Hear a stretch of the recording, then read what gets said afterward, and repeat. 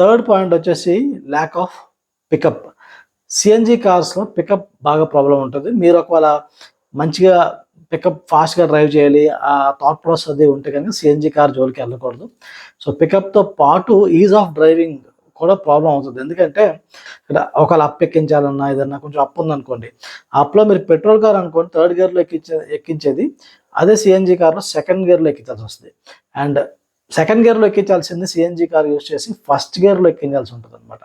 So ఆ రకంగా చూసుకుంటే డెఫినెట్లీ మీకు సిఎన్జి కార్లో డ్రైవింగ్ అంత ఈజీగా అయితే ఉండదు. అండ్ గేర్లు పదే పదే మారుస్తూ ఉండాలి. So this brings us to our next point, fourth point.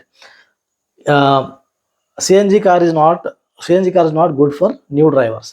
ఎందుకంటే అస్తమాను గేర్లు మారుస్తూ ఉండాలి, ఆ పికప్ని అడ్జస్ట్ చేసుకుంటూ ఉండాలి అన్నప్పుడు డెఫినెట్లీ న్యూ డ్రైవర్స్కి నచ్చదు. ఎందుకంటే న్యూ డ్రైవర్స్కి ఆల్రెడీ ఒక టెన్షన్ ఉంటుంది గేర్లు మార్చడం విషయంలో కానీ అది.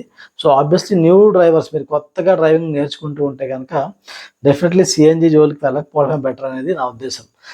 So unless and until me running చాలా ఎక్కువ ఉంటుంది అనుకుంటే ఆ సాక్రిఫైస్ ఓకే, కానీ otherwise it will be very very tiresome to drive a CNG car, అది గుర్తుపెట్టుకోండి.